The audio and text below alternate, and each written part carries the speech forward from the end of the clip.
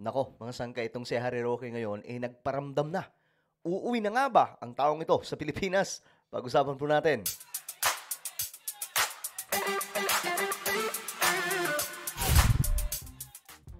Hello, what's up guys? This is me. I'm back for another vlog today. Kamusta po mga kababayan? Mga solid sangkay? At eto, pag-usapan po natin itong patungkol po kay Harry Roque na ngayon ay nagparamdam na nga po mga sangkay. At ano nga ba? Kasi may sinasabi dito na uuwi na daw po sa ating bansa. Nako, excited pong salubungin ito mga sangkay ng marami ngayong kapulisan o kung sino pa man mga sangkay dahil po sa maraming ginawa nito sa ating bansa. Talagang hinahanap po siya at namimiss po siya ng ating mahal na bayan. Anyway guys, bago tayo tuloy-tuloy, paki-subscribe muna yung ating YouTube channel. Tayo po ay 1.52 million subscribers na. Kaya naman kung ikaw ay hindi pa po nakapag-subscribe dyan, makikita nyo po yung subscribe button sa baba ng video na to. I-click nyo lamang po yung subscribe, i-click ang bell, at i-click nyo po yung all, okay? Sa mga nanonood po sa Facebook, i-follow nyo po yung ating Facebook page. Okay guys, eto na nga. Pag-usapan po natin ito ngayon. Kasi nga po, nagparamdam na po si Harry Roque. Ito po yung balita kasi. Ayon po dito, inihayag ni dating presidential spokesperson Harry Roque na uuwi siya sa Pilipinas. Ayan na.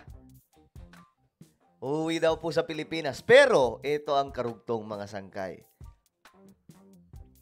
Kapag natapos na ang termino ni Pangulong Ferdinand Bongbong Marcos Jr. Uy. So yun pala ang plano niya mga sangkay. Pagkatapos pa. Uuwi siya pag natapos na yung term ni PBBM. Bakit? Kasi, alam nyo, minsan mapaisip din ako mga sangkay sa term na to ni PBBM. Kasi, wala pong sinasanto eh. Diba? Kahit po yung mga oligarko ngayon, like Atong Ang, sino pa ba? Itong si Villar, yung pamilya Villar mismo, dahil po sa Prime Water, hinahabol. So wala po talagang sinasanto itong pamahalaang ito. At masyado pong matigas ngayon, mahigpit si PBBM. Kahit po yung kanyang, ilan na po yung mga sinibak niya, mga sangkay. Diba? Sa kanyang opisina. Kapag nakikita niyang hindi po gumagalaw mga sangkay, nasisibak. Kailan lamang nagpatawag po si PBBM ng diba, yung courtesy of resignation. Lahat. Ayun, may mga tinanggal po siya doon, mga sangkay. Yung iba pa, mga malalapit sa kanya. Nakitaan po ng problema. So, eto, kagaya ni Harry Roque. Si Harry Roque naman, dating nasa side ni PBBM. Diba? Kung maalala nyo, noong 2022, kasama po ito sa unit team nung kampanya. Pero mga sangkay, sabi pa nga, sino ba may sabi nun? Presidente, walang kaibig-kaibigan, walang kamag-anak. Sa harap ba yun? Ganito po ang ginagawa ngayon ni BBM. Kasi, totoo din naman, kung ikaw ay isang public servant, ang tinututukan mo ay kung papaano mapapabuti ang sambayan ng Pilipino. At kung mayroong taong nakakasagasa sa pagsasaayos sa Pilipinas, dapat po yan tanggalin. Lalong-lalo na po yung mga lumabag sa batas. Ngayon, ito ang revelasyon ni Harry Roque. Uuwi lang daw po siya kung wala na daw po si President Bongbong Marcos. Pero ako mga sangkay, tingin ko mayroon pong mangyayari. Mayroong mangyayari. Kasi nga po, nakikita po natin ngayon, ang ganda po ng pamumuno ni PBBM. Saan ka nakakita ng presidente na nakapagpababa ng presyo ng bigas? Nakapagpababa ng inflation? Ngayon, alam nyo, bobo na lang po talaga ang hindi po makakaintindi. Yung mga bilihin ngayon, kumpara sa noon, mga sangkay, malayong-malayo na po ang ibinaba.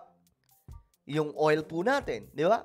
Sa kabila po ng digmaan yan, di ba? Mayroon pong sa Middle East, mayroon pong sa Ukraine at Russia, mga supplier pa po yan ng oil sa buong mundo. Pero anong nangyari, mga sangkay?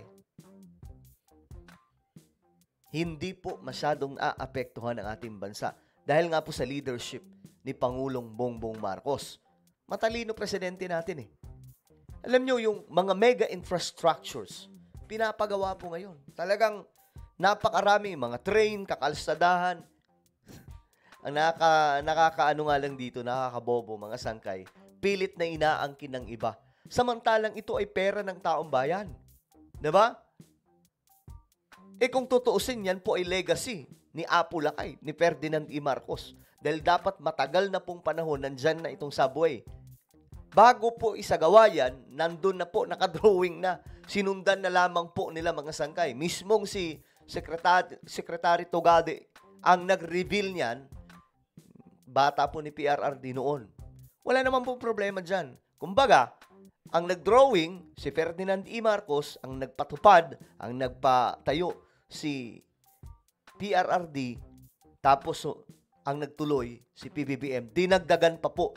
At ang dinagdag mga sangkay, mas marami pa po sa nauna. Kita nyo, mga sangkay? So, ngayon, isa lamang po yan sa bahagi ng ginagawa ni PBBM. Na malamang sa malamang, hindi nagugustuhan yan ni Harry Roque ngayon. Kapag ka nangyari ito mga sangkay, baka sana nga po magkaroon po ng shift ng ng government system or political system to parliamentary system. Kasi hanggat presidential system po tayo, talagang wala mga sangkay. Ganito po tayo paulit-ulit, magulo ang politika. Kasalukuyang nasa Netherlands si Harry Roque at nag-request ng asylum sa nasabing bansa. Sabi po niya mga sangkay, as soon as Marcos is gone, I'm back on day one. And sana this time around, we make them pay for all their offenses. Aba, maghihiganti mga sangkay si Harry Roque. Pero, tandaan po natin, ako nalalabuan pa rin dyan sa paghihiganti. Kilala naman po natin ang mga Marcos, hindi po yan umaatras. Diba? If you remember, si Ferdinand E. Marcos, matatalino kasi yan mga sangkay. Kinailangan na po silang paalisin sa Pilipinas para lamang po, kasi pag dito, matatalo silang lahat eh. Kasi matatalino yung mga yan at saka may mga hawak po talagang ebidensya. Ang hirap kasi, sabi po dito ni Harry Roque, the first time around, when we drove them away, si Marcos Sr., we just forgave them. We recovered some ill-gotten wealth, but not all of it. And that's why they are back with a vengeance. Hindi.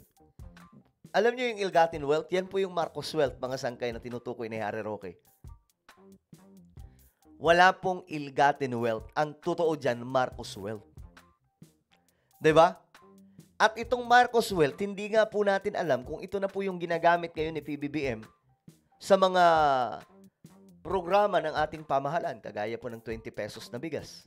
Yung BBM rice. Naku, may good news po dyan. Abangan nyo. Kasi, ang good news, itong 20 pesos per kilo na bigas, masasarap na bigas yan, mga sangkay. Sinasabi ko sa inyo kasi galing po yan sa mga bagong ani ng mga magsasaka sa Pilipinas. Ako, magsasaka po ako eh. Yung mga magulang ko magsasaka. May mga parayan din kami. So, pag bagong ani, napakasarap po talagang kainin yung yung kanin, no? Ngayon, itong 20 pesos per kilong bigas, abangan nyo yung good news. Dahil ibebenta na po yan sa palengke. Pag-uusapan po natin yan next time. Pero yun nga po, itong Marcos wealth, hindi po natin alam kung ginagamit na po ito sa mga programs. Kasi nga po ang dami, 'di ba? Yung mga pinamimigay na mga abuno, pinamimigay na libre po 'yun mga sangka, pinapamigay na mga modern equipment sa mga magsasaka. Ano ba? Yung mga pagpapagawa ng mga irigasyon, yung pagpapagawa ng mga sandamakmak na mga rice processing system. Napakarami pong ginawa ng ating pamahalaan ngayon, mga sangkay. Na talagang malulakasan kaya kumukuha ng pera ang gobyerno. Lalong-lalo na po itong pabahay ni PBBM. Yung pabahay niya na parang pang mga mayaman naman po yun, mga sangkay, pambihira. Hindi po yun yung usually na pabahay ng gobyerno. Diba? Pero, ayun na nga po, we don't know guys. Maybe, hindi naman po sasabihin nila BBM yan. Ito na yung Marcos wealth, ginagamit na namin. Kasi may secrecy po dyan. Hindi po yan pwedeng ilabas. Yung pinaka talaga, Yung pinaka, eto na, nilalabas na namin yung ano, walang ganun. Gagamitin kasi yun sa mga programa. O, di ba? Saan ni Harry Roque? Hindi raw niya mapapatawad ang kasalukuyang administrasyon dahil naipalayo siya sa kanyang pamilya sa ginawa sa kanya. I will never forgive. Okay. Well, bahala ka sa buhay mo. Siya pang may ganang gumanon no? After all, yung sa Pogo, just me, you, Mariwan. Well, ano po ang inyong opinion tungkol po dito? Nababalik lang daw po si Harry Roque kapag natapos na ang termino ni PBBM. Comment down below. Meron po tayong YouTube channel, Sangkay Revelation. Hanapin nyo po ito ngayon sa YouTube. Kapag nakita nyo na, i-click nyo po yung subscribe, i-click ang bell, at i-click nyo po yung all. Ako na po ay magpapaalam. Mag-iingat pong lahat. God bless everyone.